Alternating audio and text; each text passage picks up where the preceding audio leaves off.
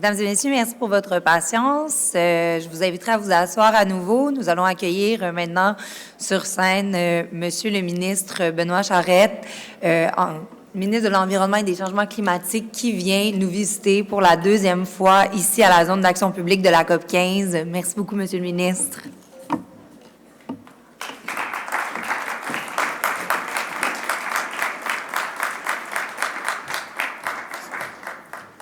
Bonjour tout le monde, très content d'être avec vous ce matin.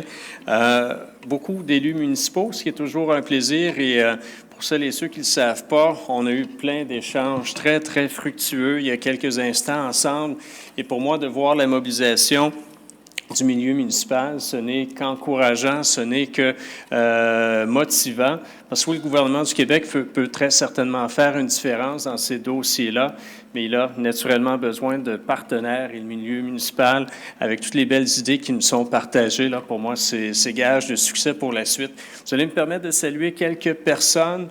Tout d'abord, le maire de Québec qui va prendre la parole, la mairesse de Sherbrooke qui va prendre la parole également, mais j'ai deux collègues de l'Assemblée nationale aussi que je sais de voir, Agnès Grondin, députée d'Argenteuil, responsable avec moi au niveau du gouvernement des dossiers en environnement, et ma collègue Virginie Dufour, députée de Mille-Îles, du Parti libéral, donc de l'opposition officielle responsable des affaires municipales notamment. Donc, écoutez, très heureux d'être ici pour cet événement. Je le mentionnais, oui, le gouvernement du Québec s'est engagé à prendre part de façon assumée dans cette protection du patrimoine naturel. On répondait en quelque sorte aux propos du secrétaire général qui était présent en début de semaine dernière, qui nous disait deux choses essentiellement. Il n'y a pas de planète B.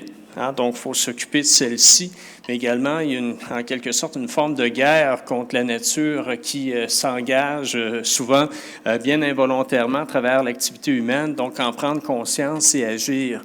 Et c'est un petit peu ce que le premier ministre a fait comme engagement la semaine dernière à travers le plan nature qu'il a présenté, qui a été très bien reçu. On parle d'un 650 millions de dollars pour trois objectifs, essentiellement élargir notre réseau de protection, notamment des aires protégées, assurer une protection adéquate des espèces qui peuvent être menacées ou vulnérables et également s'inspirer des meilleures pratiques au niveau autochtone. Donc, mettre de l'avant, favoriser le leadership autochtone en matière de protection du patrimoine naturel. Donc, c'est un des éléments clés qui a été confirmé la semaine dernière. Mais sans dire que c'est une primeur, parce qu'on en a déjà parlé il y a quelques semaines, en début d'année, on va aussi confirmer les modalités du Fonds bleu. C'est un autre 650 millions de dollars, donc on parle d'1,3 milliard qui sera disponible dans les prochaines années, notamment pour les partenariats avec le milieu municipal pour assurer la protection de notre patrimoine naturel. Et là, je ne vous parle pas de la stratégie Caribou qui s'en vient aussi avec un budget distinct. Bref, on vit une période d'émulation au niveau de la protection de notre patrimoine naturel et c'est très stimulant de savoir qu'il y a des acteurs engagés comme vous l'êtes ici à nos côtés pour aller de l'avant. Naturellement, des partenariats, il en faut. Puis je veux saluer aussi le réseau environnement qui est représenté par son directeur aujourd'hui. Pour ceux et celles qui ne connaissent pas cette organisation, une soixantaine d'années d'expérience et d'expertise en la matière. Il y a différents programmes qui sont pilotés par Réseau Environnement et notamment des programmes qui s'adressent au milieu municipal pour mettre de l'avant différentes initiatives, que ce soit au niveau de la protection de la biodiversité, mais aussi beaucoup au niveau de l'eau. Donc, tous des thèmes qui nous interpellent. Donc, celles et ceux qui ne connaissent pas le réseau environnement, vous avez son directeur juste là qui peut lever la main. Donc, un contact certainement pertinent à établir pour la suite des choses. Et moi, ce qui est très malheureux, je ne pourrais pas rester pour les échanges qui vont suivre. Je suis attendu sur le site principal de la COP, mais naturellement, j'ai des gens du ministère qui y seront, qui vont me rapporter d'autres beaux engagements qui seront pris au cours des prochains instants. Je ne peux que les saluer déjà. Je sais, j'ai des petits échos de ce qui vous sera annoncé, mais ce n'est que très motivant pour la suite des choses. Donc, je ne vous retiens pas plus longtemps. Je vous félicite d'être ici aujourd'hui, mais surtout pour la suite des choses que vous engagez à mettre en place. Donc, merci tout le monde et on se dit tout simplement à plus tard là, en cours de COP, très certainement. Merci beaucoup.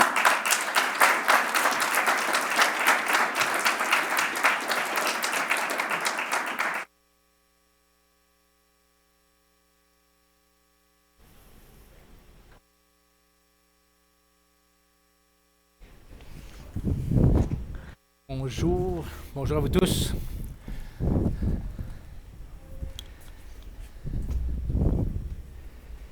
Bonjour, je m'appelle Maxime Pedneau-Jobin, je suis l'ancien maire de Gatineau. Je suis maintenant dans les médias, donc je suis chroniqueur à la presse. Et je vais avoir le plaisir, est-ce qu'il y a un petit bruit? On entend respirer. Ouais. C'est comme Darth Vader. Je suis ton père. Je le savais, Maxime. Je suis très fier de participer à la zone d'action publique de la COP. C'est un événement, qu'on l'a dit, qui est organisé par le Réseau Environnement jusqu'à mercredi. Moi, je crois profondément dans le dialogue, l'importance de se parler, des fois de se chicaner un peu. Dans le domaine de l'environnement, c'est particulièrement important, mais on ne se chicanera pas aujourd'hui. L'objectif de la discussion, c'est de parler de l'engagement des villes en matière de protection de la biodiversité. Et avant de commencer, avant de vous présenter la personne à ma droite, la personne à ma gauche, j'aimerais juste partager un certain enthousiasme parce qu'il y a toute une génération de nouveaux maires, de nouvelles mairesses qui ont été élus à la dernière élection. Je pense qu'on peut aller plus loin de dire qu'il y a des nouveaux élus municipaux parce qu'ils ne sont pas tous à la mairie, il y en a qui sont dans les conseils, et il y en a qui sont dans l'opposition parfois, je dirais malheureusement. Et qui représente un changement profond dans le monde municipal qui était présent, mais vraiment pas autant quand j'y étais. Puis pour moi, c'est extrêmement important parce qu'on dit penser globalement, agir localement. Bien, agir localement, ce sont les villes. Et ce qui se passe pour moi est formidable. Bon, je ne parle plus, je vais maintenant présenter mes invités. À ma droite, Mme Évelyne Baudin, qui fait partie de cette nouvelle génération-là. Auparavant, elle était conseillère municipale, elle est chef du parti politique Sherbrooke Citoyen, représentante de Sherbrooke à la table des MRC de l'Estrie, et la première femme à occuper la fonction de mairesse à Sherbrooke. Ça aussi, c'est un phénomène dans le monde municipal, la parité est de plus en plus présente, et je pense que ça aussi, c'est un mouvement de fond qui ne changera pas, en tout cas, je l'espère. Économiste de formation, Mme Baudin a enseigné l'économie et la politique au niveau collégial universitaire. Elle a même été professeure à l'Université du troisième âge. Et je dirais que je l'ai entendu parler d'économie sociale, c'est un domaine qu'elle connaît particulièrement aussi. Elle a toujours été engagée dans son milieu. Elle a été administratrice présidente de l'organisme Pépine, qui vise à promouvoir la place des femmes dans les lieux décisionnels en Estrie. Elle a aussi été militante depuis de longue date, notamment présidente du comité des citoyens du parc Chauveau. M. Bruno Marchand fait partie, lui aussi, de cette génération-là de maires et mairesses.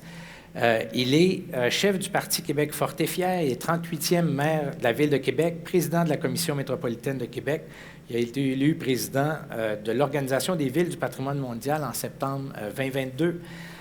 Très actif dans la société civile, il a été président-directeur général de Centraide Québec et Chaudière-Appalaches et Bas-Saint-Laurent de 2014 à 2021.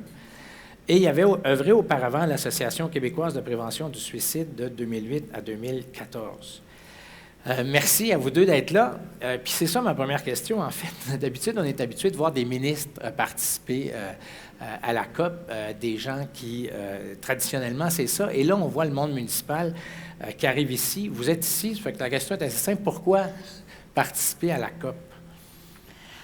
Bien, quand on reçoit une invitation de Valérie Plante, c'est difficile de la refuser. Puis pourquoi est-ce que Mme Plante nous invite? Je pense que c'est parce qu'elle s'inscrit, elle aussi, justement, dans cette mouvance-là où le municipal prend sa place, où nous, on a fait campagne chez Sherbrooke Citoyen. D'ailleurs, il y a ma collègue aussi du conseil municipal qui est présente, Mme Laure Letarte-Lavoie.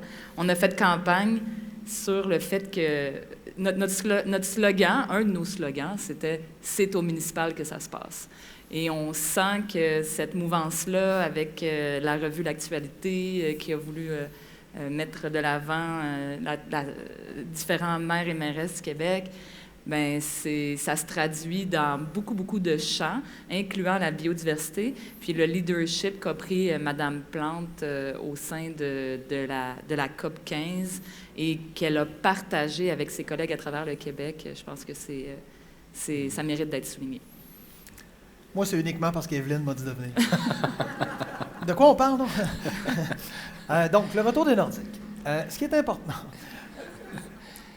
je pense que je souscris à tout ce qui vient d'être dit par Evelyne. J'ajoute,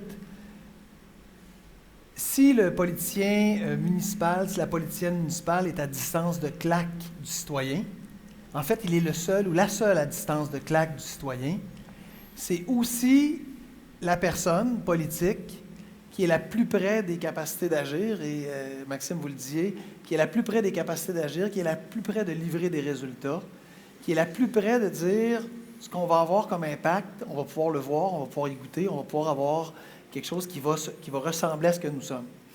Alors, c'est dur de parler de biosphère, c'est dur de parler de biodiversité, c'est dur de parler d'environnement, c'est dur de parler de changement climatique, parce qu'aucun de nous n'avons plus que peut-être 0,01% de la solution. Alors, on a la capacité d'être sensible, on est sensibilisé. Le moindrement du monde qu'on est capable d'être ouvert et qu'on est conscient, nécessairement, ça appelle à une forme d'anxiété parce que tu as le pipe de l'anxiété qui rentre en toi, puis tu as la capacité de faire quelque chose qui va faire une différence pour ce dont tu veux changer, qui est super minime. Alors, nécessairement, tu gonfles, tu dis on ne peut rien y faire. Or, au municipal, c'est probablement l'endroit, par rapport au gouvernement du Québec, au gouvernement du Canada, où on est le plus capable d'agir et d'avoir de l'impact et d'avoir chez les citoyens des solutions qui se mettent en œuvre et pour lesquelles, dans leur quotidien, ils voient la mise en œuvre de ça. Alors, nous, on est ici pour ça. On est ici pour dire, on ne va pas se rouler en boule, là. Oui, les constats sont graves. Oui, les temps sont durs. Oui, il est minuit moins une. Mais en fait, quelqu'un peut décider de se rouler en boule. Maintenant, est-ce que c'est la solution? Est-ce que ça rend heureux? La réponse est probablement pas. Maintenant, on fait quoi? On fait quoi à s'extirper le génie? On fait quoi à se mettre ensemble? On fait quoi à faire en sorte que, à travers les solutions qu'on peut mettre en œuvre, on peut avoir de l'impact, on peut livrer des résultats, on peut avoir un projet mobilisateur, même dans des temps de crise, même dans des temps difficiles. Et je pense qu'au municipal, on a cette capacité-là. Puis je vous donne un exemple, puis je termine là-dessus. Nous, on annonce aujourd'hui qu'on veut que la Ville de Québec devienne la première ville en Amérique du Nord, la première capitale d'Amérique du Nord, avec la désignation de région de biosphère. C'est une désignation de l'UNESCO, où on va s'assurer de protéger la biodiversité. On va être la première ville en Amérique du Nord à obtenir ce statut-là. Il y a d'autres villes dans le monde, très peu. Dublin en est une, qui est un modèle, qui ont obtenu cette désignation de l'UNESCO. On veut s'en servir. Pourquoi? Pourquoi on fait ça? C'est pas juste la valeur de symbole, c'est la valeur comme communauté de se dire, on ne va pas s'accroupir, on ne va pas se rouler en boule, on ne va pas attendre que le train nous passe sur le corps. On va se fixer une cible, on va aller de l'avant, puis comme collectivité, on va se mettre en mouvement, puis on va s'entraider, puis on va réussir quelque chose de grand, même quand ça va mal, même quand ça nous semble impossible ou difficile. Donc, ville du patrimoine de l'UNESCO, mais aussi ville... de biosphère. Ah, ouais. Félicitations. Bien, on ne l'a pas encore. On m'a dit qu'avec l'UNESCO, ça nous prendrait une semaine ou deux. Là. Mais oui, ça prendra quelques années, mais c'est pas grave, parce que la cible, elle nous permet de quitter cet état d'attentisme, de passéisme, puis de dire, on se mobilise. On se mobilise, puis on vise une cible qui est ambitieuse, puis on n'arrêtera pas en chemin. C'est ça. Des fois, les gens sont frustrés parce qu'on exprime des volontés politiques, puis ils veulent des résultats, mais ça commence quand même par une volonté politique, qu'on le veuille ou non. Vous avez les deux parlé du rôle de la Ville, mais on est dans un cadre où il y a des lois fédérales, il y a des lois provinciales, puis la capacité municipale, c'est souvent d'adopter des règlements dans le cadre de ces lois-là. Cette compétence-là partagée de gestion de la diversité, c'est quoi le défi que ça présente? Parce qu'on a beaucoup d'enthousiasme, mais il y a vraiment des problèmes, puis ça, c'en est un.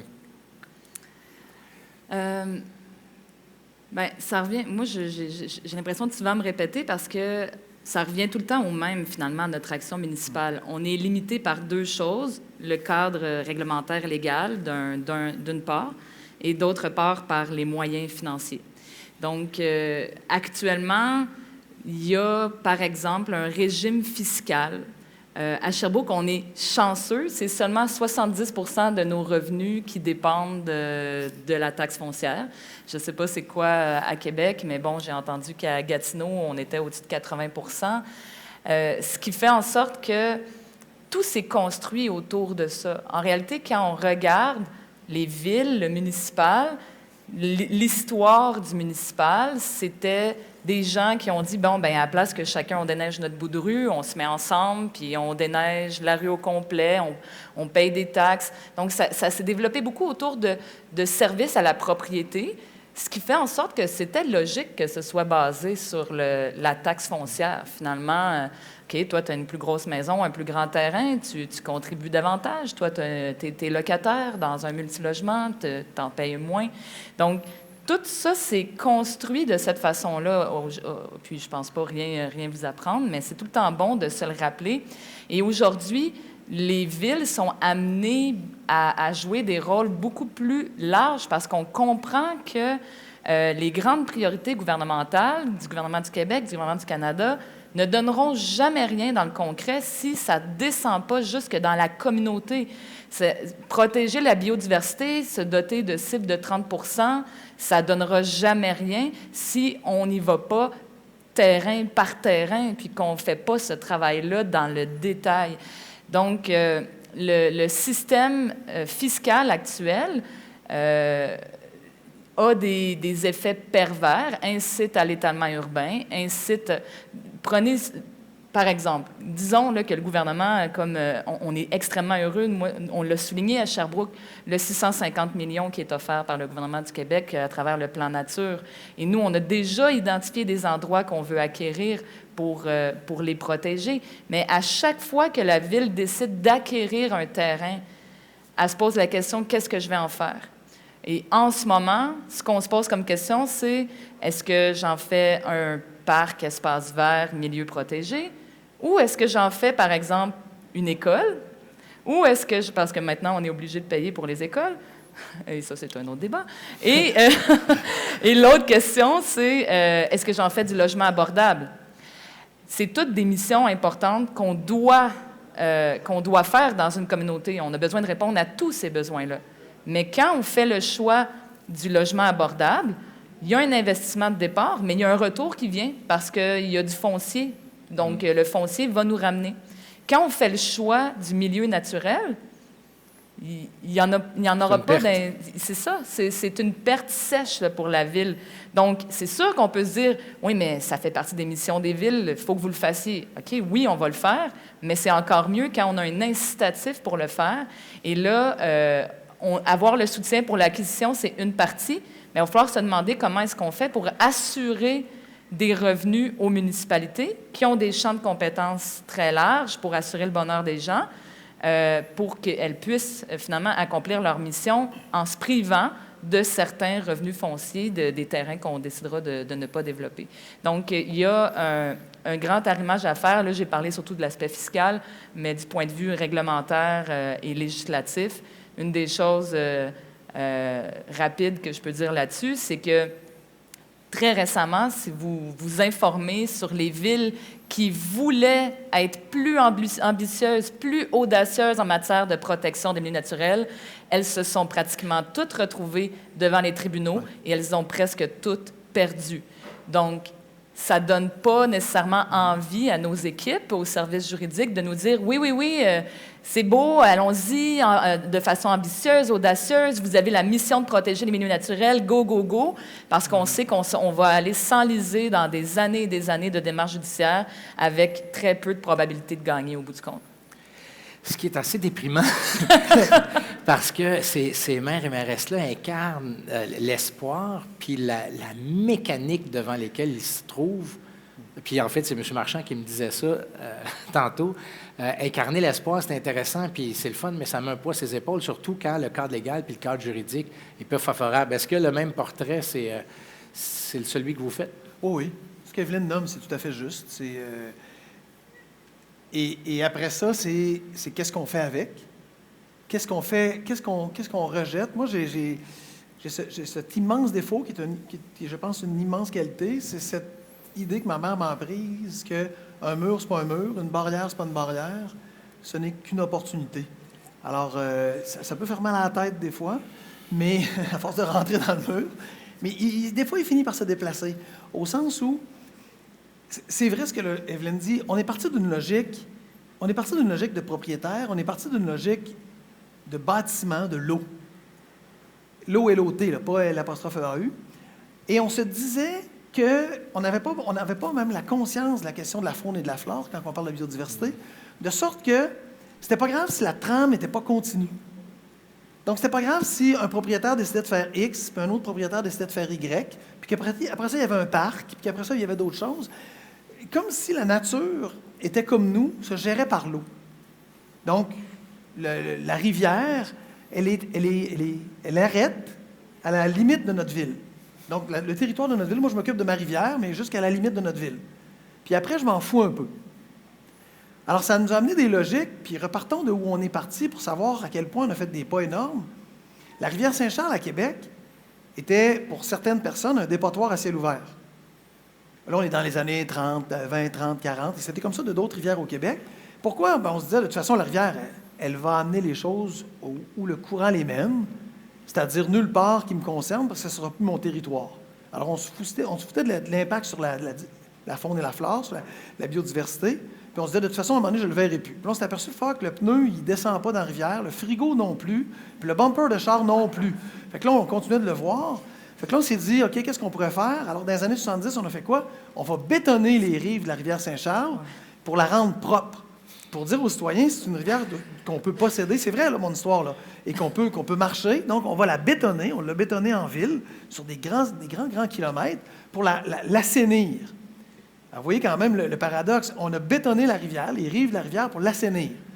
Alors, heureusement, avec le temps, bon, ben, les frigos et les pneus sont partis de là. On s'est aperçu que le béton, finalement, n'assainissait pas tant que ça. Alors, on est revenu à revitaliser les berges, puis à se rendre compte que, finalement, cette rivière-là, elle a une vie de son amont jusqu'à son aval, jusqu'au fleuve, et même quand on ne le voit plus dans le fleuve, ça a aussi une vie importante pour nous. Et on a arrêté de concevoir qu'on pouvait construire une ville par l'eau. Puis on a encore des défis par ça. On a arrêté de concevoir qu'on pouvait construire une ville par petits espaces en se disant, c'est pas grave ce qui se passe à l'espace d'à côté, moi je m'occupe de mon espace. Comme le dit Evelyne, c'est ma propriété, c'est ma demeure, c'est mon trottoir, c'est mon déneigement. Et on se rend compte que cette logique-là nous a amenés à une limite qui fait en sorte qu'à la fois fiscalement, je soutiens ce qu'elle disait, mais à la fois dans notre organisation de ville, on ne peut plus concevoir des quartiers en les concevant un petit lot, ajouter un petit lot, ajouter un petit lot. On doit concevoir des quartiers. On doit concevoir des environnements. On doit concevoir des environnements dans lesquels les rivières coulent, dans lesquels il y a une trame verte. Et qui est dur, après coup, maintenant, de réconcilier, d'assurer l'interconnectivité quand la ville est construite. Mais si on veut parler de diversité et on ne relie pas les trames, bien, on n'y arrivera pas. On parle souvent de biodiversité, puis là, lancez-moi pas de roche, mais comme un problème. C'est-à-dire que du point de vue d'un maire, c'est quelque chose qui, protéger ça coûte de l'argent, c'est compliqué, etc. Je trouve que la rivière Saint-Charles, c'est un bon exemple de gain pour la communauté. Oui. C'est-à-dire que vous avez fait ça, il y a un pas en avant, mais pas un gain au début, un gain à la fin. C'est pas aussi une occasion de j'ai juste le mot rentable, puis c'est vraiment pas le bon mot, là, mais il y a un gain pour la communauté de dire oui, on va protéger la biodiversité, mais ça va vous donner quelque chose. Ça dépend de ce que tu calcules dans le rentable. La réponse, c'est oui, c'est rentable. C'est pas rentable dans un budget de ville. Alors, de là, les représentations qu'il faut faire, de là, les changements qu'il faut faire, mais c'est rentable parce que si tu tires dans le pied dans la chaloupe, tu as beau te dire ça ne m'a pas coûté d'argent, tu vas quand même te retrouver dans le fond de la rivière. Tu vas quand même te retrouver dans le fond du lac. Alors, c'est ce paradigme, c'est cette espèce de dichotomie qu'il faut casser. Ça ne peut pas juste être bon dans un budget de colonne de chiffres. Si ça nous aide, si ça nuit à notre propre survie, à celle de nos enfants, cette logique de chiffres-là ne fonctionne plus. Est-ce que c'est rentable de protéger la biodiversité? Plutôt, ce que je voulais dire, c'est que quand on protège la biodiversité, en réalité, c'est qu'il y a... on se prive de revenus qui nous servent à payer autre chose que la biodiversité parce qu'on a plusieurs compétences qu'on doit assumer. Néanmoins, on le voit, notamment en Estrie, il y a beaucoup d'associations autour des lacs. Je pense à la ville de Dodswell, qui est une petite municipalité autour du lac d'Argent. Bon, un des lacs d'Argent du Québec, là, je ne sais pas combien il y a de lacs d'Argent au Québec. Donc, c'est eux, c'est carrément la population qui se mobilise, puis, tu sais, eux, toutes leurs propriétés sont autour du lac. Fait que si le lac devient plus utilisable, complètement affecté par les algues bleues ou peu importe, leur village s'écroule, tu sais, carrément. Donc, on voit que les gens se mobilisent pour ça. Mais néanmoins, nous, on a essayé d'adopter un... En fait, l'ancien conseil municipal, juste avant moi, juste avant l'élection, avait voulu reculer sur la protection des bandes riveraines à Sherbrooke. Oui, en 2021. Et nous, on est arrivés et on a réussi par un vote à dire non, on ne reculera pas. Ça a été un des dossiers les plus difficiles qu'on a vécu de la dernière année parce que chacun des propriétaires se sentait privé de son droit de propriété. Chacun des propriétaires sur lesquels on disait ce n'est pas 3 mètres que vous allez devoir protéger de bandes riveraines, c'est 5 mètres, disait moi je perds. Donc, comment dire, les coûts sont, tu sais, les gens sont très conscients là, des coûts, mais les bénéfices sont globaux. Donc, tout le monde voudrait que ce soit les autres qui protègent l'environnement. Les gens ne veulent pas faire les sacrifices par rapport à leur propriété. Puis, la simple question des bandes riveraines en est une majeure là, à Sherbrooke et au Québec, là, partout. On est juste au niveau des rivières, mais on le sait que si on veut protéger nos bassins versants, la qualité de nos bassins versants, bien, il va falloir agir sur les ruisseaux qui alimentent les rivières, qui alimentent le fleuve. Et là, quand on parle des ruisseaux, là, il y en a en tabarouette des ruisseaux dans une ville, puis qu'on se dit que pour qu'une bande riveraine soit efficace, c'est peut-être 10-15 mètres de chaque bord du ruisseau. Par rapport à des petites propriétés, souvent, on va voir des anciens chalets, c'est pas tous des gros châteaux qu'il y a sur le bord de nos lacs et de nos rivières. Donc ça, c'est juste pour donner un exemple de à quel point, oui, les bénéfices sont là, sont importants. Tout le monde qui achète une propriété sur le bord de l'eau veut pouvoir utiliser l'eau pour faire du kayak ou imaginer, peu importe, même juste la regarder puis que ce soit beau. Par contre, les gens se disent « Ouais, mais moi, c'est pas mon terrain qui va faire la différence. » Puis tout le monde pointe vers quelqu'un d'autre. Là. Tout le monde va pointer vers les grandes industries, vers justement, il suffit que la ville ait fait une erreur à un endroit sur son territoire et là, ça justifie que c'est comme une espèce de course à c'est qui le pire pour pouvoir justifier notre inaction. Donc, je dirais qu'il y a, tu sais, ici, là, je pense qu'il y a des gens pas mal convaincus là, pour la biodiversité, mais c'est pas tout le monde qui est prêt à faire des sacrifices. Puis moi, en fait, je vois pas en quoi 2 mètres de gazon de moins à tondre est un sacrifice. Là. Dans ma vie à moi, j'ai de gazon à tondre, plus je suis heureuse, mais c'est pas tout le monde qui est de même. Les gens ont l'impression carrément qu'ils se sont fait amputer, voler une partie de leur terrain. Dans un cas comme celui-là. Puis dans les régions comme la nôtre, puis j'imagine que ça doit être un peu la même chose, mais nous, c'est des milliers de petits propriétaires qu'on a. La réalité de ceux qui possèdent le territoire, c'est des milliers de petits propriétaires. Je vois pas le temps qui passe. Il faudrait que quelqu'un me fasse le signe de temps en temps parce que... 37. Il reste 37. C'est exactement devant les chiffres. Là, on est souvent déchiré comme maire ou mairesse entre la volonté de prendre un règlement qui dit « OK, c'est ça ». Pour l'environnement, c'est bon. L'intérêt public, l'intérêt collectif est évident. Puis je pense que l'exemple que vous donniez est excellent, les banques riveraines.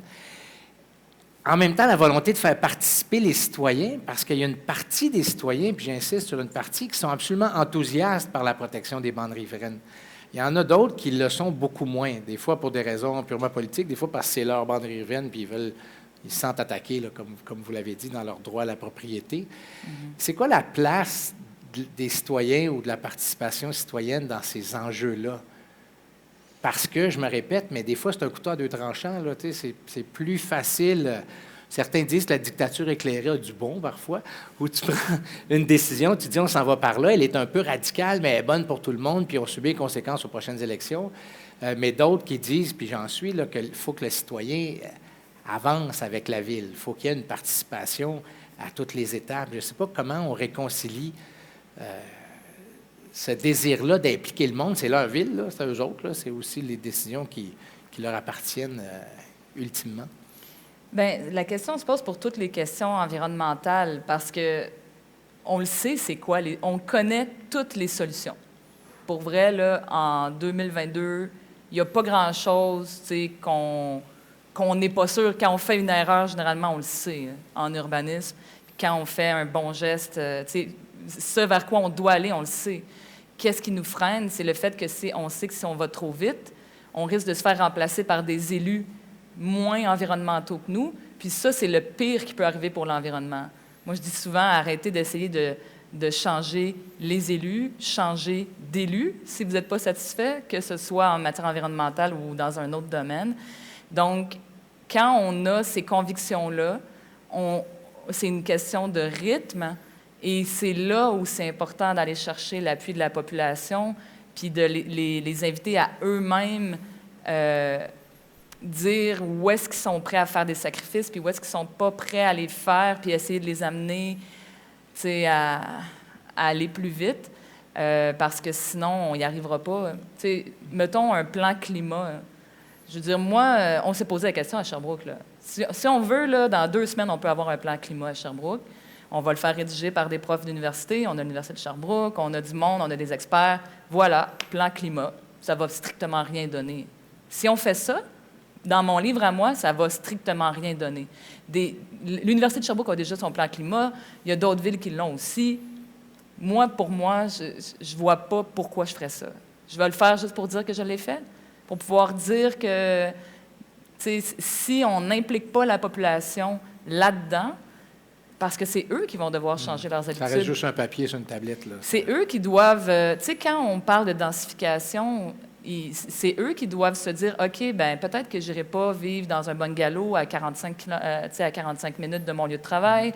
Peut-être que je vais avoir un moins grand terrain. Peut-être qu'il va falloir que je partage un espace vert avec d'autres personnes parce que je vais être dans un milieu plus dense où est-ce qu'il va y avoir un parc.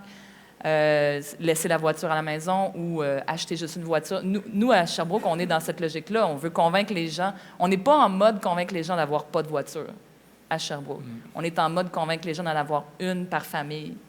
Puis déjà ça, c'est un gros sacrifice pour beaucoup de monde. C'est dans leur quotidien. Puis c'est la même chose pour la biodiversité. Donc, les mesures environnementales, si on les impose par le haut, pour moi, ne fonctionnera pas. Il faut aller chercher les gens. À Québec, ça se pose, je dirais, avec une certaine acuité. Vous avez une vie politique particulièrement dynamique. Sinon, de la polarisation. C'est bien dit. Oui. C'est très bien dit. Très bien dit. Comment gérer ça, l'importance de sensibiliser le citoyen, l'importance de l'associer à la démarche, notamment dans un contexte polarisé?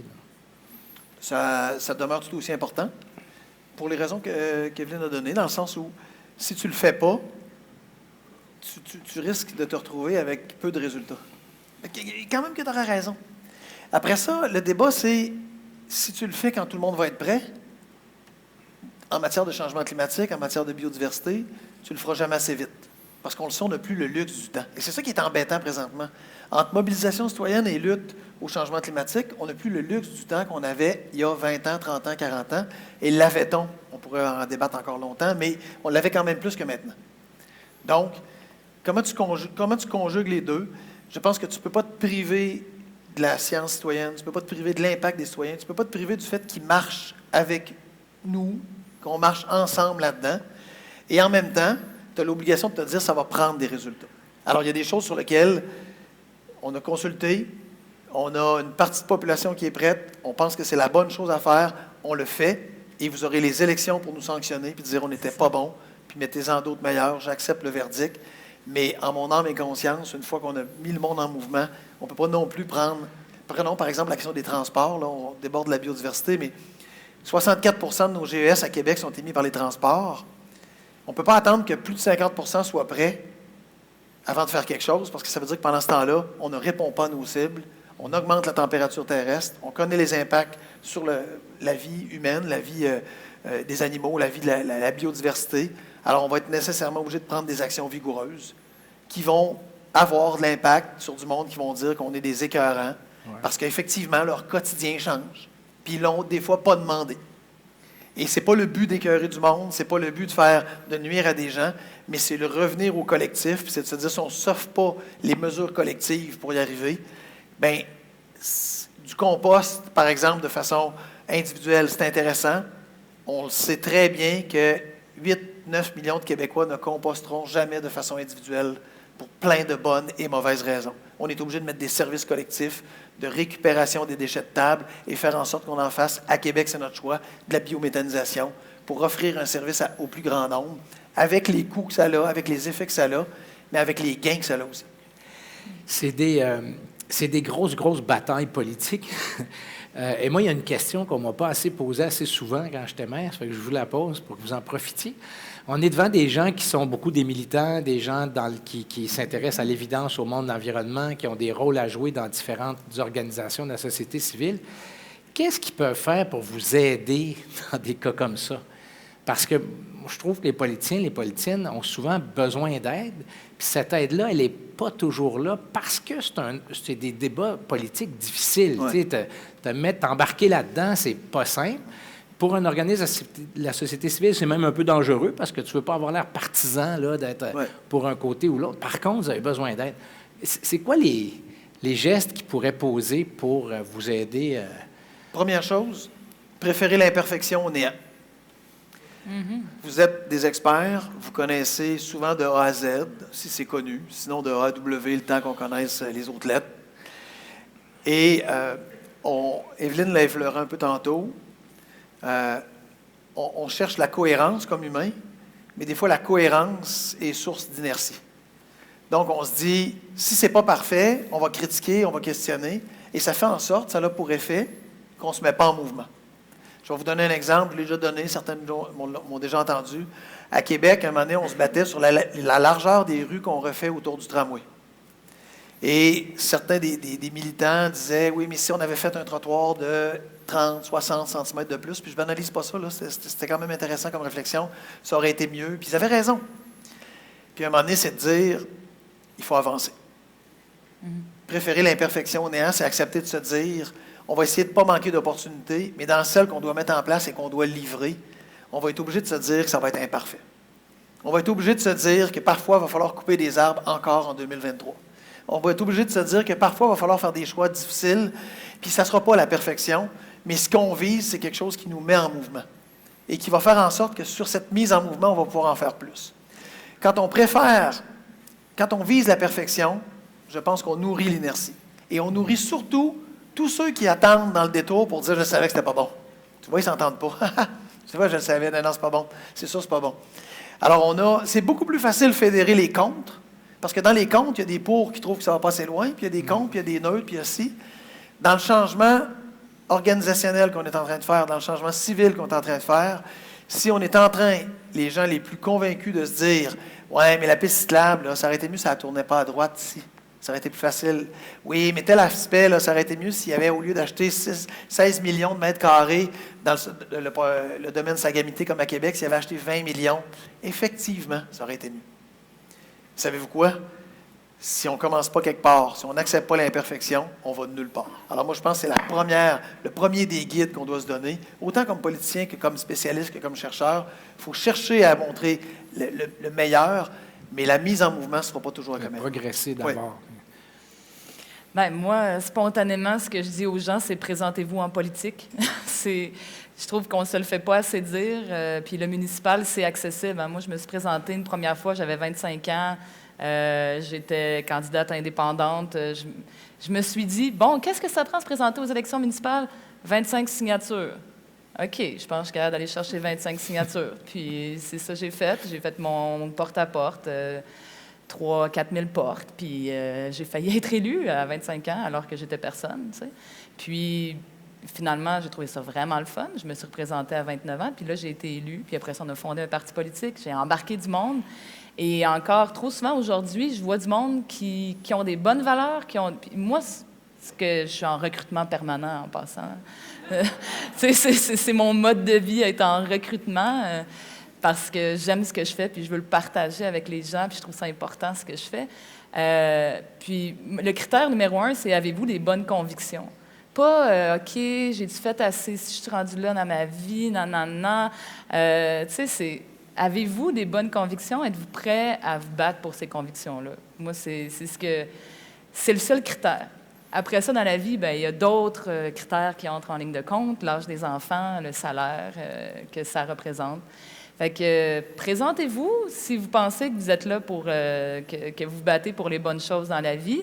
Puis, parce que si vous le faites pas, vous laissez la place à des gens qui sont un peu trop satisfaits de l'inertie trop lente de la politique par rapport à l'urgence des problèmes sociaux et environnementaux qu'on vit. Alors, présentez-vous ou faites élire quelqu'un qui a de l'allure, puis c'est ça qui aide le plus. Parce qu'actuellement, il y a une mouvance au municipal, que ce soit M. Marchand, excusez, toi, tu m'appelles Evelyne, je vais dire Bruno. Je préférais que tu m'appelles Bruno, mais je peux t'appeler Mme Baudin. Donc, que ce soit Bruno, Catherine, Valérie, Stéphane, en ce moment, il y en a un momentum, là, mais c'est fragile, là, ça peut s'écrouler demain matin. On parle des femmes en politique. Ça aussi, ça peut s'écrouler demain matin à une prochaine élection. Des ressacs, on en voit là, en Europe des partis de droite qui menacent, ou bien, je veux dire, on ne parle pas de la frontière américaine avec ce qui se passe en bas. Je veux dire, il faut tout faire pour que les personnes qui prennent les décisions finales soient les personnes qui ont des convictions profondes. Puis moi, je sais que ça peut avoir l'air plate un peu comme réponse, mais faites élire les bonnes personnes ou si vous êtes une bonne personne, faites-vous élire. C'est facile. Non, c'est pas facile, mais ça se fait. C'est quoi le taux de participation aux élections à Sherbrooke? Bien, à Sherbrooke, c'est quand même pas si mal parce qu'on a quand même des médias actifs. Puis, historiquement, il y a du monde qui se présente aux élections à Sherbrooke. On est autour de peut-être 45 %. Je sais que, mettons, à Laval, c'est comme 30 %. On est un peu mieux, mais au-delà du taux de participation, pour moi, c'est... Nous, ça a été 115 % parce qu'il y a des gens dans les cimetières qui ont voté. Non, c'était 45. 45-37 à Gatineau. Moi, petite anecdote, j'ai une de mes frustrations de ma vie politique, j'avais une bonne idée que je n'ai pas livrée. Puis mon idée, c'était, au moment de la marche de la Terre, d'aller comme maire, là, tout seul avec ma pancarte, puis écrit sa pancarte, 60 % d'entre vous n'avez pas voté. Parce que c'est ça aussi au municipal, un des enjeux. On a là une génération qui est là, mais ça tient à pas grand-chose là, en termes de... Tu sais, si 10 % des gens de plus qui votent, 15 % qui votent, je ne sais pas s'ils vont voter du bon bord. Puis ça, pour moi, c'est un enjeu, que le municipal retrouve l'intérêt des gens pour que les gens, notamment les gens qui croient dans l'environnement, là, on l'a dit tantôt, transport en commun, qualité de l'air, biodiversité, protection des milieux humides, ça passe tout par les villes. Je relance ma question de tantôt. Est-ce qu'il y a des gestes que les organisations de la société civile, parce qu'on peut se présenter, on peut croire que la perfection n'est pas de ce monde, puis il faut avancer, mais y a-t-il des choses que la société civile, que les organisations peuvent faire pour la ville, pour vous aider dans ces batailles-là? Oui. Et je pense que ça... Je pense qu'un des pièges, je vais arriver sur les organisations, un des pièges que nous avons, c'est de se regarder en chien de faïence, c'est de se comparer individuellement avec ce que l'un fait, ce que l'autre fait, puis se dire, lui, c'est pas bon, lui, c'est bon. On a souvent ça dans ces enjeux liés à l'environnement, de se comparer à quelque chose qui est très individualisé, puis dire, lui, c'est écœurant, il a pris l'avion hier, puis l'autre a fait ci, et ça ne mène nulle part. Et je ne suis pas en train de dire que nos organisations font ça, là, elles ne feront pas ça, mais individuellement, on a une tendance à ramener au plus petit dénominateur commun, là. Moi, j'ai envie qu'on fasse confiance aux individus de faire des choix, mais aux collectivités de leur proposer des choix intéressants. Et dans cette proposition-là, ce que les organisations peuvent faire, c'est le réseau environnement fait quelque chose d'extraordinaire. Quand les villes sont capables de se sortir de leur prosélytisme naturel, c'est-à-dire regarder comme on est extraordinaire, ce qui est des fois vrai, puis ce qui n'est pas tout le temps vrai, c'est surtout parce qu'elles sont capables de s'identifier à des comparables, de s'identifier à des vecteurs pour lesquels on est capable de comparer les villes entre elles, de comparer les villes du Québec, les villes du monde, de comparer ce qui se fait de bien et d'avoir des indicateurs objectifs pour venir dire « voici les réussites qui sont faites ». Alors nous, quand moi je suis capable de dire, puis le réseau environnement le fait à certains égards, voici les cibles à atteindre, voici l'ambition qu'on devrait avoir, voici comment on se compare avec les autres, voici comment on peut devenir meilleur, bien, tout le monde se transforme. Pas juste la communauté, nous comme fonctionnaires, nous comme élus, nous comme groupe civil, on est capable de se dire, OK, Sherbrooke, ils font ça, c'est intéressant, il y a une émulsion qui se crée par des organisations qui ont la connaissance, la compétence et qui sont capables de nous mettre dans une saine concurrence, une saine émulsion, par le fait de se comparer avec des objectifs, des critères qui sortent de la subjectivité, de cette espèce de perception prosélyte qu'on est donc bien extraordinaire. Ça, c'en est une des choses, et ça se fait déjà, mais il faut continuer d'encourager à le faire. Il faut continuer d'amener ces indicateurs, il faut continuer d'amener ces chiffres qui nous permettent de se dire qu'il faut être encore meilleur. Parce que quand on arrive à l'interne, que ce soit nos équipes qui croient à l'environnement, que ce soit les élus qui croient à l'environnement, on est capable de dire, non, arrêtez de penser qu'on est bon, là. Sherbrooke, c'est 48 %, Montréal, c'est 52 %, Trois-Rivières, c'est 47 %, puis nous, on est à 34 %. Là, le monde chez nous sont compétitifs, font comme, OK, ça va changer. OK. Et là la transformation commence. Parce qu'on est capable de s'asseoir sur des bases objectives qui nous permettent de se transformer. Alors, ce n'est pas la seule solution, mais c'en est une, selon moi, de continuer à amener ces critères objectifs, de continuer à amener ces comparables entre villes, de continuer à amener cette émulsion. Ce qui permet de féliciter les bons, puis de souligner le travail qu'il y en a qui ont du ceux travail qui à ont faire. à se développer. Moi, j'aurais envie de dire de s'investir dans le débat public. Parce que c'est ça, tu le disais plus tôt, tu disais « Ah, mais là, les organisations, ils veulent pas avoir l'impression de mordre la main qui les nourrit ou d'avoir l'air partisan. » Puis ça, ce que ça fait, c'est qu'on se prive dans le débat public, finalement, de ceux qui s'appuient sur la science. Et moi, je ne demande pas mieux, j'ai pas besoin de quelqu'un, d'une organisation civile qui dit « Évelyne Baudin, c'est une super bonne mairesse, Sherbrooke citoyen, vous êtes environnementaux, puis on vous aime. » Ça, je veux dire, je sais que c'est tout vrai, mais j'ai pas besoin de me le faire dire. Ce que j'ai besoin, c'est quoi le plus grand fléau du 21e siècle pour moi? C'est la disparition de la vérité, puis la relativisation des faits, que les faits deviennent des opinions. Les organismes de la société civile, que ce soit, par exemple, Nature Canton de l'Est, Corridor Appalachien, qui sont des organismes de conservation avec lesquels on travaille étroitement, j'ai besoin qu'ils sautent dans le débat public. Puis que quand quelqu'un dit « c'est pas grave si sur mon terrain, vu que moi j'ai juste 10 mètres de façade, moi c'est pas grave si je ne contribue pas à la filtration de l'eau avec mes bandes riveraines. » J'ai besoin que ces gens-là se fassent répondre par ce qui est le plus solide et le plus important, c'est-à-dire la science.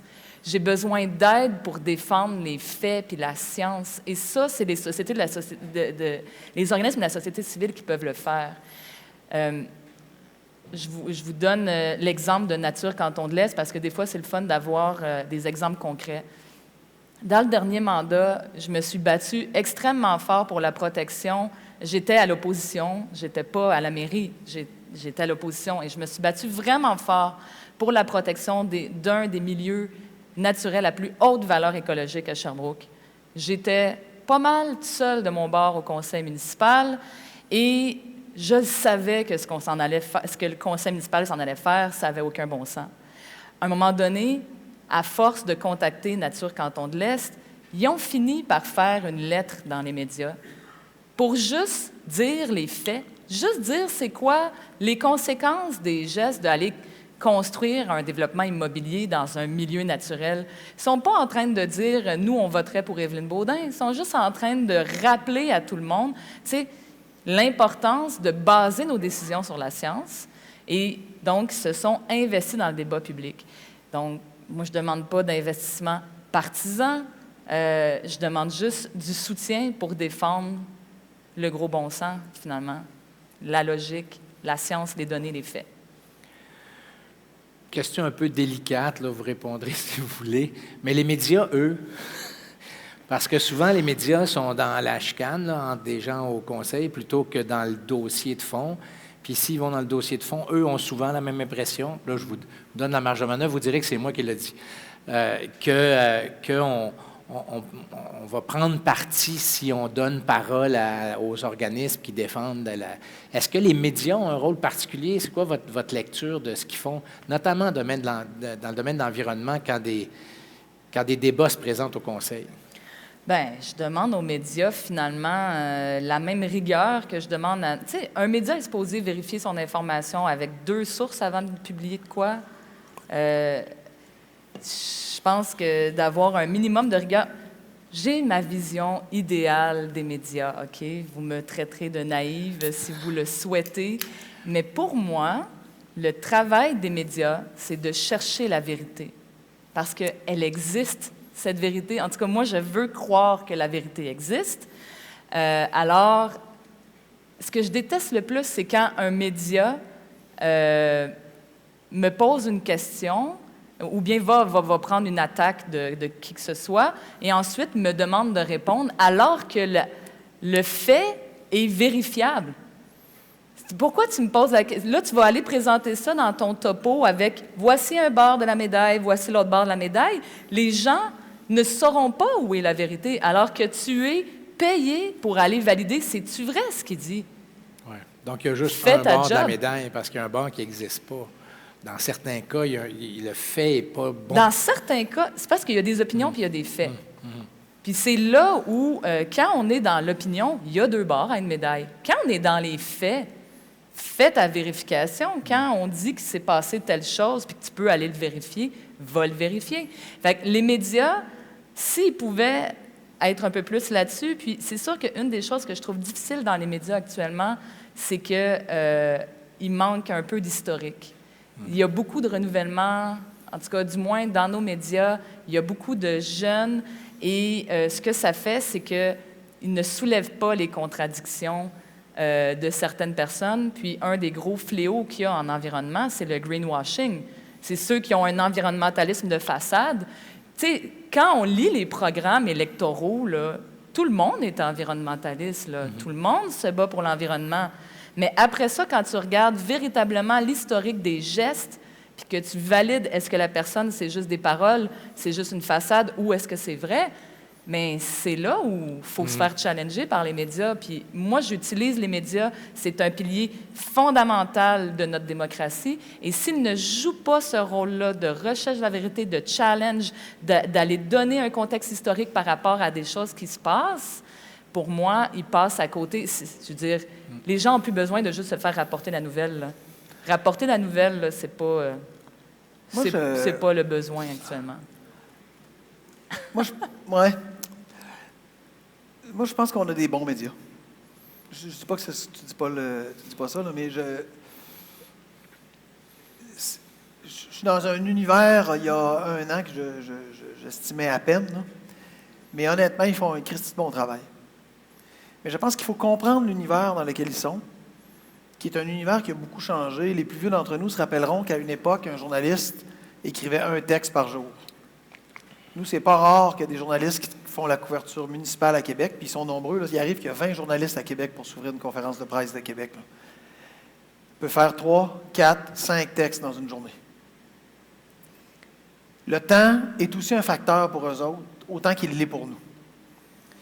Je pense que si on veut, puis je suis d'accord avec Evelyne, si on veut ramener les faits, il faut trouver les institutions, les façons de faire qui font en sorte qu'on leur facilite la vie pour que ces faits-là soient encore plus faciles d'accès, plus digestibles. Et là, vous, dans votre tête, vous vous dites « Oui, mais c'est facile, moi je les connais. » C'est pas de ça que je parle. Je parle pas dans la tête du spécialiste, je parle dans la tête du néophyte. J'ai discuté avec le scientifique en chef, Rémi Quirion, il y a 2 semaines. Je disais « Rémi, il faut que vous ayez votre vérificateur de faits, là, il doit être encore plus gros, plus accessible, plus facile aux médias pour faire en sorte que tu as un appel à faire, je n'ai pas le temps de m'en occuper. Y a-t-il des statistiques, y a-t-il des faits, y a-t-il des données, y a-t-il des données probantes, y a-t-il des recherches là-dessus? Parce que c'est ça qu'on me dit présentement. Le journaliste a besoin de soutien et dans le volet environnemental, c'est tout aussi vrai parce que c'est tellement complexe. Et pour plusieurs d'entre vous, c'est relativement devenu quelque chose de simple parce que vous êtes à un haut niveau d'expertise. Le néophyte et la capacité de rendre digestible toute cette question-là en environnement à travers un reportage, une lecture, un document, quelque chose de simple qui se voit dans les médias, Et non, on n'arrivera pas avec des 15 pages à chaque fois qu'on a un document. Ça serait l'idéal, mais ce n'est pas vrai que vous lisez ça. Vous non plus. Moi non plus, je ne les lis pas, les 15 pages. On est dans ce monde dans lequel nous sommes. Est-ce qu'on peut trouver une façon d'avoir un vérificateur de faits qui est rapidement accessible aux journalistes, qui est crédible et qui fait en sorte qu'on est capable de dire là-dessus, ça a-tu du sens ou ça n'en a pas? Voici, le bref relevé de la littérature, voici les recensions, voici ce qu'on a. Je pense que ça aiderait de mettre des mécanismes en place pour que cette information soit encore mieux De partagée. faciliter la vie. Puis c'est peut-être un rôle que la société civile peut jouer aussi. Je pense que c'est un rôle que la société civile devrait jouer. Il y a déjà des gens dans la salle qui se disent « Oui, mais on le joue à certains égards, c'est vrai. Puis vous n'avez pas les ressources non plus tout le temps pour le faire. Mais s'il y a une chose que le gouvernement du Québec devrait faire, entre autres, via peut-être le scientifique en chef et des réseaux comme ceux qu'on a ici présents, c'est cette idée de rendre rapidement accessible en réponse aux besoins. Voici qu'est-ce qu'on a sur cette littérature-là à ce moment-ci. Je vous invite à vous renseigner. Ceux qui s'intéressent, le scientifique en chef fait une démarche pour que justement les villes aient plus d'outils pour s'associer à des chercheurs, à des scientifiques. Puis pour moi, c'est extrêmement intéressant parce que quand on est devant des élus qui n'ont pas c'est pas des militants, disons, de ce domaine-là, bien, c'est des sources qui peuvent les influencer beaucoup. Il nous reste un peu moins que 5 minutes. J'aimerais ça vous donner la permission de vous vanter un peu. Je ne sais pas s'il y a des dossiers dont vous êtes particulièrement fiers en matière de biodiversité dans votre ville, ou si vous voulez vanter d'autres personnes, voir des dossiers que vous avez vus ailleurs que vous avez trouvés particulièrement emballants, puis que d'autres maires et mairesses devraient, ou d'autres villes, en fait, devraient imiter. OK. Je pense qu'en matière de biodiversité ou de la nature, un terme peut-être plus facile à comprendre pour la plupart des citoyens et citoyennes, il faut, au niveau municipal, disons, c'est sûr que là, on est avec des grandes villes, hein, fait que le discours qu'on va avoir va être vraiment tourné davantage vers la réalité des grandes villes. L'action se passe à 2 niveaux. Il y a le périmètre urbain, qui fait la frontière entre ce qui est à l'extérieur, ce qu'on ne souhaite pas développer, puis ce qu'il y a à l'intérieur du périmètre urbain. À Sherbrooke, on est en train d'essayer de se poser la question comment est-ce qu'on veut assurer la meilleure ceinture verte tout autour de Sherbrooke. La réalité est différente pour Longueuil, Québec, toutes les villes qui sont sur le bord du fleuve, mais nous, c'est grosso modo la possibilité d'avoir une belle grande ceinture verte efficace autour de notre ville, avec des corridors fauniques, etc., etc. C'est sûr que le plus grand défi, c'est qu'est-ce qu'on fait à l'intérieur du périmètre urbain. Si on regarde l'intérieur du périmètre urbain de Sherbrooke, on a des gros espaces verts, comme je vais vous en nommer 3 majeurs, le parc du Bois-Béquette, le parc du Mont-Bellevue et le boisé à Scott-Lennox, qui est un boisé qu'on est en train d'essayer de transformer en parc. Et ça, c'est tout un travail.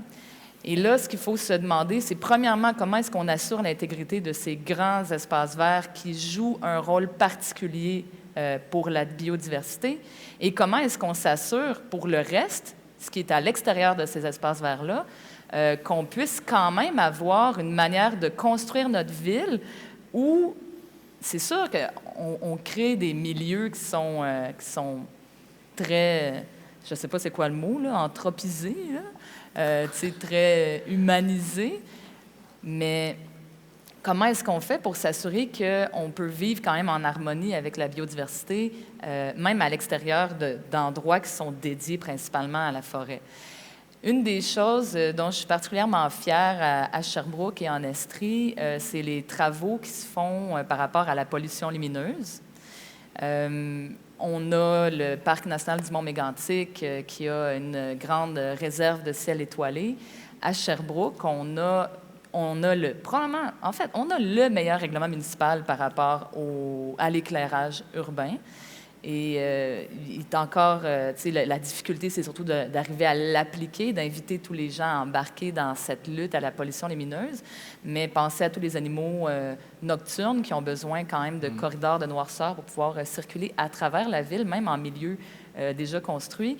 Donc, on est en train de voir pour avoir une oasis de ciel étoilé dans le secteur du Mont-Bellevue et de l'Université de Sherbrooke. Alors, on a des gens qui sont très actifs. Et c'est sûr que, comme je dis, le défi, c'est de voir à ce qu'on arrive à remplir différentes fonctions, c'est-à-dire avoir des grands boisés à l'intérieur du périmètre urbain, les gens vont assurément vouloir les utiliser. Comment est-ce qu'on assure une utilisation durable, une pression soutenable pour ces milieux-là? Parce qu'il y a des gens qui veulent faire du vélo de montagne, il y a des gens qui font du 4 roues. Bon, ça, c'est peut-être quelque chose à éliminer, mais il faut leur donner une autre possibilité, peut-être. Et il y a comment est-ce qu'on verdit nos rues, comment est-ce qu'on verdit nos quartiers, comment est-ce qu'on fait de la densification intelligente, où on a l'impression finalement que même si on vit dans des milieux bâtis, l'animal en nous, l'animal dans l'être humain se sent quand même dans un milieu naturel, dans nos villes. Donc, il faut avoir des politiques de lutte aux îlots de chaleur, de verdissement. Puis, je suis convaincue aussi qu'on sous-estime l'importance de la beauté de nos milieux de vie. Puis moi, j'ai rarement vu des gens dire comme « Arc, un aménagement paysager, j'aurais tellement préféré avoir 3 places de stationnement. » Tu sais, les êtres humains sont naturellement portés vers la nature, puis on a tendance à trouver ça beau parce que c'est bon pour nous. Je fais une petite liste non exhaustive, puis qui date pas tant de ce que nous, on a fait, on vient d'arriver, mais au-delà des politiciens, parce que les politiciens d'avant ont fait aussi des très bonnes choses, il y a les équipes aussi. Nos équipes font un travail colossal, je prends le temps de les saluer, autant à la communauté métropolitaine, mais à la Ville de Québec aussi. Parce que, comme on l'a dit tantôt, la frontière d'une ville, la biodiversité, elle s'en fout. L'achat des terrains autour du lac Saint-Charles, qu'on a concrétisé dans la dernière année, en vigueur depuis 2014, 16 millions de mètres carrés, quand même, pour protéger toute la question de l'eau potable et de ces territoires-là. Les lignes directrices en matière d'aménagement de biodiversité autour du tramway, parce que ça aussi, ça en fait partie, même en ville, qui sont vraiment intéressantes, qui sont innovantes et pour lesquelles je suis sûr que dans quelques années, on se fera copier. Parce que ce n'est pas juste un projet de mobilité. Je fais juste une parenthèse là-dessus, mais le tramway, ce n'est pas un projet de mobilité. C'est un projet d'aménagement urbain.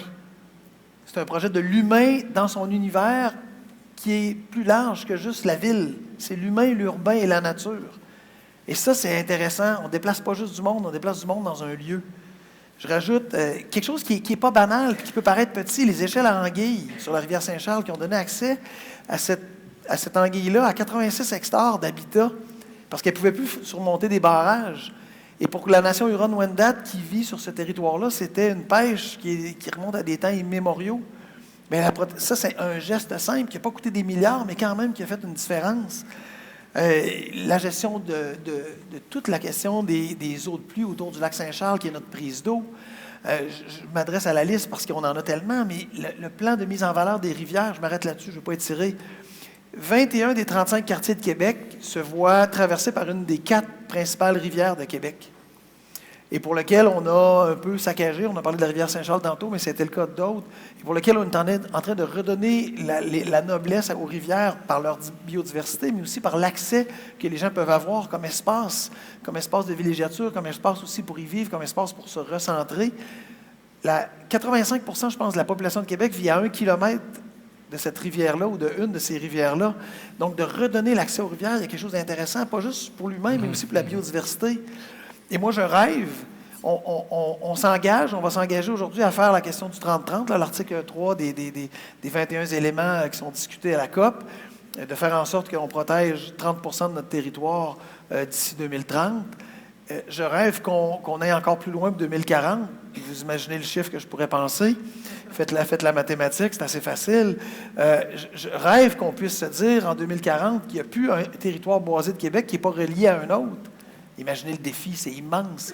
Mais quand même, à partir de ce qu'on a fait dans le passé, à partir de ce qu'on a réussi à corriger, l'avenir nous appartient, l'avenir est à nous, puis les solutions, on les a, je suis d'accord avec Evelyne. Puis si jamais il y en a qu'on n'avait pas, on les inventera. Mais il y a quelque chose d'hyper stimulant à partir de ce que d'autres ont fait, de ce que nos employés, de ce que notre ville, de ce que notre communauté fait, puis de se dire qu'il n'y a rien qui nous est impossible. Alors moi, j'y crois. Je suis supposé faire une conclusion, mais j'ai le goût de ne pas en faire. Moi, je conclurais parce qu'on arrive au bout de notre temps en vous disant, tu sais, ce qu'on entend là, des maires et mairesses qui parlent pas de texte avec autant d'enthousiasme, de dossiers aussi précis, là, il y en avait dans le passé, tu sais, je veux pas... à Gatineau, entre autres. Il était excellent. Là. Je ne me rappelle pas de son nom, mais il était vraiment bon. Il y en avait, mais là, on a dit Montréal, Longueuil, Laval, Sherbrooke, Québec, Lac-Mégantic, Granby. Il y en a là plus qu'on pense.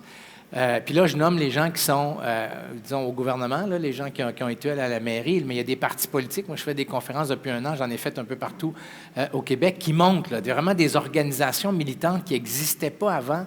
Et une des choses qui les attire, c'est l'environnement. Ça fait que je conclurai en disant, il y a quelque chose qui se passe et, dans le monde municipal, et il faut que les gens qui croient dans l'environnement se mobilisent pour appuyer ces mouvements-là, appuyer ce qui se passe au municipal, appuyer une réforme, pour revenir à l'introduction, une réforme du monde municipal, autant de la fiscalité que du cadre légal, parce que là, ils font des belles choses, mais ils ont une main attachée dans le dos qui s'appelle fiscalité, entre autres. Puis je dirais qu'une moitié de l'autre main est attachée à cause du cadre légal qui font qu'ils sont des créatures des provinces. Ça fait qu'il y a quelque chose qui se passe. Pour moi, c'est emballant. Puis on a eu deux modèles, je dirais, particulièrement inspirants de ce qui se passe dans nos villes. Donc, merci au Réseau Environnement, puis merci à vous d'avoir participé. Malheureusement, on n'a pas le temps pour une période de questions. Je suis désolé. Merci à vous tous. Merci. Vous êtes supposé avoir...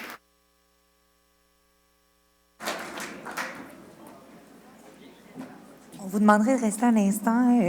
Mathieu, tu peux venir, on va faire une photo officielle, s'il vous plaît.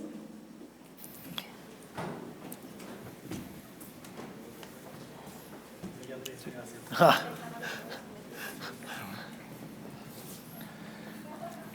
je sais pas, attaché, détaché.